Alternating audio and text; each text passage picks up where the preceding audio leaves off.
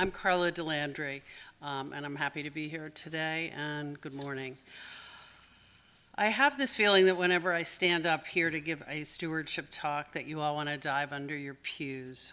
Oh no, I hear in my head, she's asking us for money again. Well, not today, my friends. Today I want to talk to you about something different, something you haven't heard from me before, and some things you might not know about me.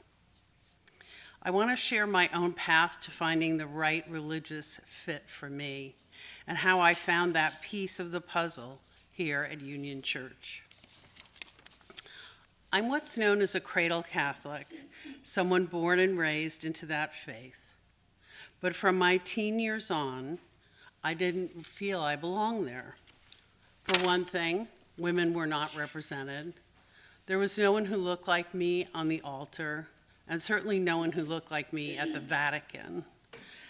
And I could not embrace the literal transformation of the Eucharist into the body and blood of Christ. Much to the chagrin of my mother, I left Catholicism behind and became what some would call a seeker. I started to explore. In college, I tried out Quakerism. While the nonviolent philosophy appealed to me, it was ultimately unsatisfying. As peaceful as the silent services were, I wanted a communal pathway to God, and I wanted words. And I found them in my profession. While as a journalist, I did not seek faith per se, I sought truth as I traveled the world reporting on war, revolutions, and the headlines of the day. But even that was not enough. If anything, the stories and the tragedies I covered only raised more questions, many of them profound. And there were no easy answers, because words without the proper context really have no meaning at all. It took becoming a parent to propel me back into the search for a religious home. I wanted my daughter to have a moral and ethical foundation found in faith. And I wanted her to be exposed to the stories I had grown up with and loved from the Bible. At least that's what I told myself. But it was really only a cover story, because I now realize that I was still seeking something for me as much as I was for her. And I did shop around. I tried the Lutheran church in Chappaqua. In Maine during summers, I attended a local congregational church. And back in Manhattan, occasionally, I would attend an Episcopal one. It was the Episcopalians who almost got me. But nothing felt right until I got here. People welcomed me, some of whom have since passed on, the Clawmies, the Grahams, Mary Johnson, and some of you who are not here today, but are usually here today. I got to know David Bartholomew through his camera as he documented confirmations and Christmas pageants. And recently I thanked Wilson Neely for introductions some 20 years ago to fellow congregants who all welcomed me into the fold. But there was one day in particular, one of those days that gets seared into your soul, when I knew Union Church was my home. It had been a challenging and difficult time for our church. We were in the midst of changing pastors. What I was not able to share at the time then was that I too was in a challenging time. I had just been diagnosed with lung cancer and was trying to absorb that shock simultaneous to being president of our board of trustees.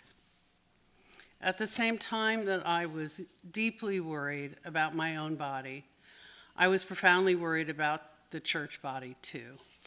How would we survive? Happily, I can say that my cancer was caught very early. I am one of the lucky ones, as they say. I'm cancer-free and grateful to this day to the astute radiologist who spotted an anomaly in my lung, despite my being examined for something else. It's not too dramatic to say that that doctor, he or she, saved my life. I had part of my right lung removed, and 2 months later, though I was still healing, I was back at church.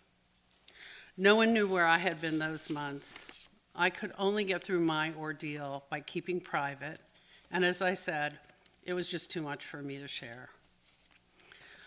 But somehow I managed to make every critical trustee meeting, then by phone.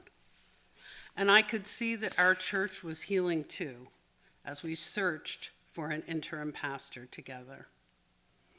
And that day, as I sat in a pew over there in bright yellow sunlight near the Elijah window and prayed thankfully for all the good outcomes, I knew I was home. The one remaining puzzle piece clicked into place.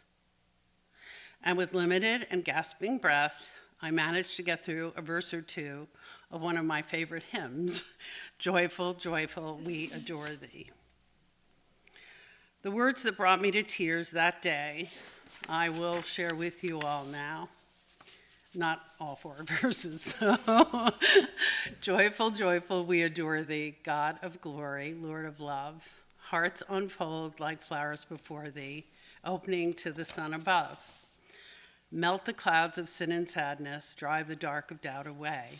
Giver of immortal gladness, fill us with the light of day. And that, my friends, is the story of how and why I stand before you here today.